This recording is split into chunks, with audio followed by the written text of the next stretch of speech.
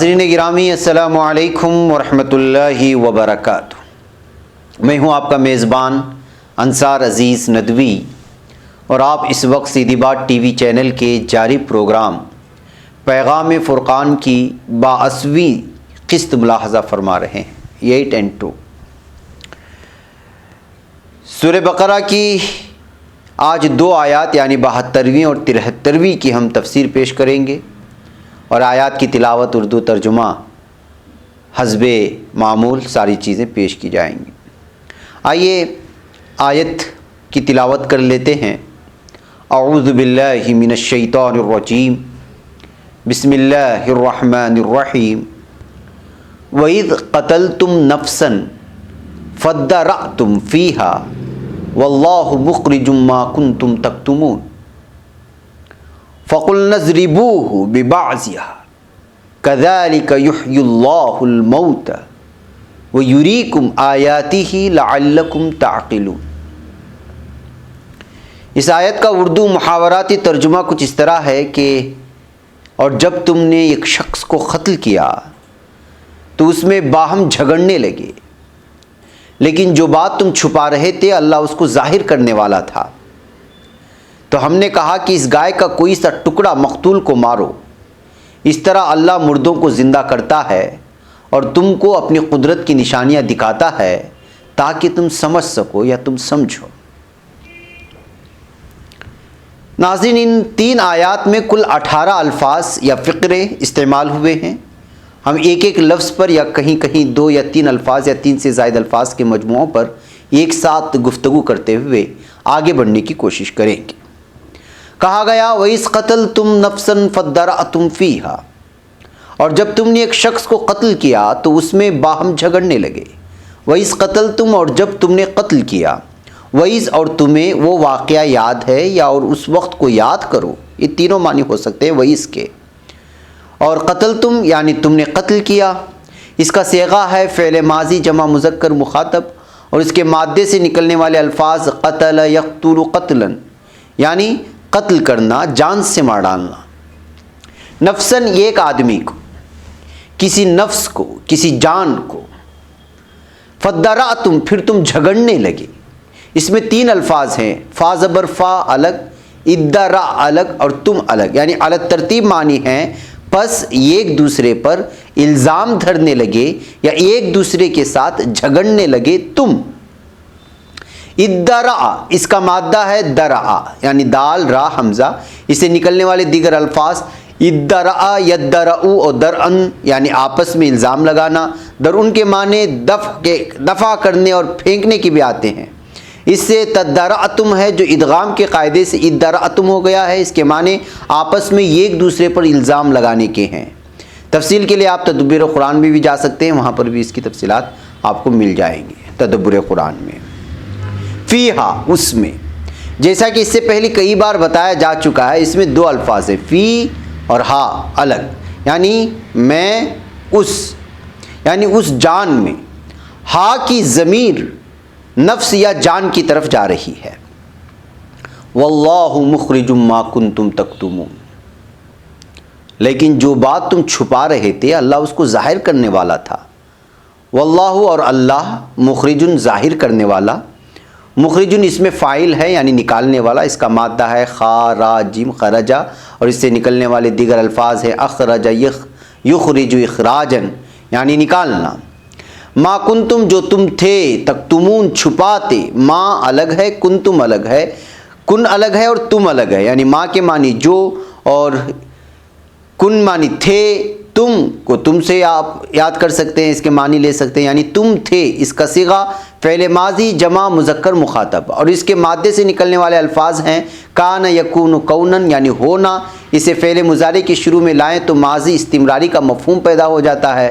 مضارع کے ساتھ ساتھ کانا کی صیغے بھی بدلے جاتے ہیں، جیسے کہ کان یکتم، کان یکتمان، کان یکتمون سے جمع مذکر مخاطب۔ کنتم تکتمون، تم سب چھپاتے ہو۔ اس سے نکلنے والے الفاظ ہیں کتم یکتم کتمانن یعنی چھپانا، پردہ ڈالنا۔ اور آگے کی آیت ہے فَقُلْنَا اضْرِبُوهُ بِبَعْضِهَا كَذَلِكَ يُحْيِي اللَّهُ الْمَوْتَى، اس طرح اللہ مردوں کو زندہ کرتا ہے، تو ہم نے کہا یا ہم نے حکم دیا کہ اس گائے کا کوئی سا ٹکڑا مقتول کو مار دو، فقلنا تو پھر ہم نے کہا، فا زبر فا الگ، قلنا الگ یعنی پس کہا ہم نے، اس کے مادے سے نکلنے والے الفاظ ہے قال یقول قولا یعنی کہنا، اضربوہ اسے مارو، اضربو الگ اور ہا پیش ہو الگ ہے یعنی مارو اسے، اس کے مادے سے نکلنے والے الفاظ ہیں ضرب یضرب ضربا، اور ہا پیش ہو کی ضمیر مقتول کی طرف جا رہی ہے۔ ببعضھا اس کا ٹکڑا، ببعضھا یہ 3 الفاظ سے مل کر بنا ہے، بازر بھی الگ، بعضی الگ اور ہا الگ، یعنی سے بعض اجزاء اس کے، یعنی اس گائے کے بعض اجزاء میں سے مقتول پر مارو، یہاں ہا کی ضمیر گائے کی طرف جا رہی ہے۔ کذالک اس طرح، کذالک کلمہ تشبیہ ہے، یحیی اللہ اللہ زندہ کرے گا، یحیی یعنی زندہ کرنا فعل مضارع ہے، اس کا صیغہ ہے واحد مذکر غائب، اس کے مادے سے نکلنے والے دیگر الفاظ احیا یحیی احیاء یعنی کہ احیاء یعنی زندہ کرنا۔ الموتى مردے، الموتى مردے اس کا مفرد میت ہے، یعنی اللہ تعالیٰ مردوں کو زندہ کرتا ہے۔ وَيُرِيكُمْ آيَاتِهِ لَعَلَّكُمْ تَعْقِلُونَ اور تم کو اپنی قدرت کی نشانیاں دکھاتا ہے تاکہ تم سمجھو۔ وَيُرِيكُمْ اور تمہیں دکھاتا ہے، وَيُرِيكُمْ میں واو زبر وا الگ ہے، یوری الگ ہے، کم الگ ہے، یعنی اور وہ دکھاتا ہے تمہیں، اس سے نکلنے والے الفاظ ارا یوری اراءتن باب افعال ہے یعنی دکھانا یا ٹو شو، اور رآ یرا کے معنی آتے ہیں دیکھنا یعنی ٹو سی۔ آیاتی اپنے نشان، آیاتی اس میں 2 الفاظ ہیں، آیاتی الگ اور حاضر ہی الگ، یعنی آیات اس کی اپنی، یعنی اس کی یا اپنی آیات، حاضر ہی کی ضمیر اللہ تعالیٰ کی طرف ہے اور جمع مؤنث سالم ہونے کی وجہ سے حالت نصب میں زبر کے بجائے زیر استعمال ہوئی ہے۔ آیات کا مفرد آیتن ہے، اس کے معنی قرآن حکیم کی آیات یعنی اسباق، نشانات اور انفس و آفاق کے شواہد ہیں۔ انگریزی میں اگر کہا جائے تو proofs, evidence, verses, lessons, science, revelations etcetera, اس طرح کا ترجمہ ہو سکتا ہے اس کا اگر آپ لینا چاہتے ہیں آیت سے معنی۔ غور کیجئے تو معلوم ہوگا کہ ہوا کا ہر جھونکا، پانی کی ہر لہر، ریت کا ہر ذرہ اور درخت کا ہر پتا رب کائنات کی کبریائی و عظمت پر شاہد ہے۔ کسی عربی شاعر نے کیا خوب کہا ہے، وَفِي كُلِّ شَيْءٍ لَهُ آیَةٌ تَدُلُّ عَلَىٰ أَنَّهُ وَاحِدٌ، کائنات کی ہر چیز میں اس کی کاریگری آیا ہے اور اس بات کی شہادت دے رہی ہے کہ وہ یکتا ہے، وہ تنہا ہے۔ کسی شاعر نے ایک اور جگہ کہا، زمین، کوہ، فلک، برف، گل، شجر، پانی، یہ کائنات میرے رب ذوالجلال کی ہیں، ہر ایک رنگ سے ظاہر ہے اس کا ذوق جمال، مصوری میرے رب کی بڑے کمال کی ہے۔ آئیے آگے بڑھتے ہیں، اور لعلکم تاکہ تم، لعلکم یعنی شاید تم، تعقلون غور کرو، اس کا صیغہ ہے مضارع جمع مذکر مخاطب، اس کے مادے سے نکلنے والے الفاظ ہیں عقل یا عقل و عقلاً عقل سے کام لینا، تدبر و تفکر کرنا۔ ناظرین، خواجہ عبدالحی فاروقی لکھتے ہیں ان آیات میں گزشتہ آیات کا خلاصہ بیان کیا گیا ہے۔ جیسا کہ پہلے بیان کیا جا چکا ہے کہ بنی اسرائیل میں ایک شخص کا قتل ہو گیا تھا، لیکن قاتل کا پتہ نہیں چلتا تھا کیونکہ مشتبہ لوگ ایک دوسرے پر الزام دھرنے لگے تھے۔ اللہ تعالیٰ نے اصل قاتل کا نام بتانے کے لیے بنی اسرائیل کو حکم دیا کہ وہ ایک گائے ذبح کریں۔ انہوں نے ٹال مٹول کی، جب کافی حیلے بہانے کر کے وہ اس پر تیار ہوئے تو اللہ تعالیٰ نے حکم دیا کہ اس گائے کے گوشت کا ایک ٹکڑا اس مقتول کی لاش پر مارو۔ گوشت کا مارنا تھا کہ مقتول زندہ ہو گیا اور اس نے قاتل کا نام و پتہ سب بتا دیا، اور اس طرح ایک بہت بڑی مشکل حل ہو گئی اور مقتول یہ بتانے کے بعد مر گیا۔ اس بات سے اللہ تعالیٰ نے یہ بھی بتایا کہ انسان کو مار کر جگانا ہمارے بس کی بات ہے، اور جس طرح اس مقتول نے دوبارہ زندہ ہو کر اپنی پہلی زندگی کے حالات بتا دیے تھے، اسی طرح ہم تمام انسانوں کو جب قیامت کے دن زندہ کریں گے تو وہ خود اپنے اعمال کی گواہی دیں گے۔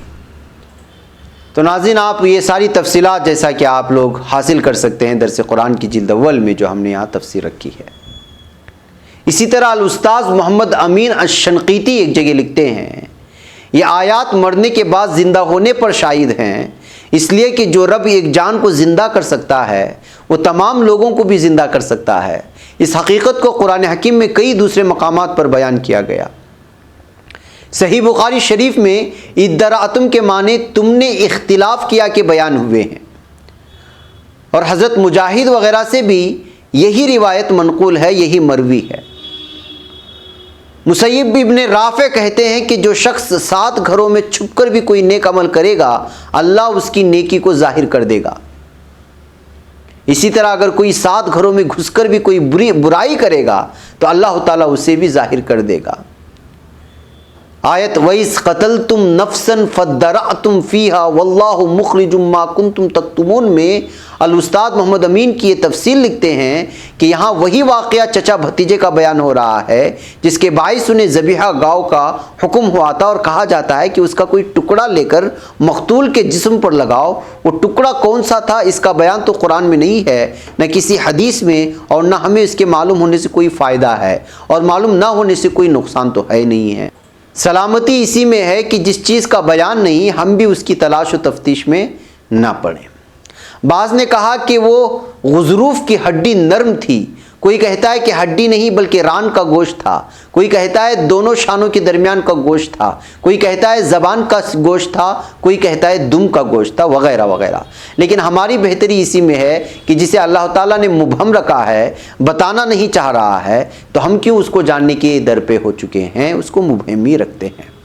اس ٹکڑے کے لگتے ہی وہ مردہ جی اٹھا، اور اللہ تعالیٰ نے ان کے جھگڑے کا فیصلہ بھی اسی سے کیا، اور قیامت کے دن جی اٹھنے کی دلیل بھی اسی کو بنایا۔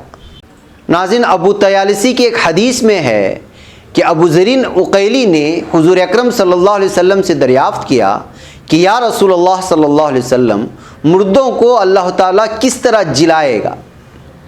فرمایا کبھی تم بنجر زمین پر گزرے ہو؟ کہا ہاں۔ فرمایا پھر کبھی اس کو سبز و شاداب بھی دیکھا ہے؟ کہا ہاں۔ فرمایا اسی طرح موت کے بعد زیست ہے۔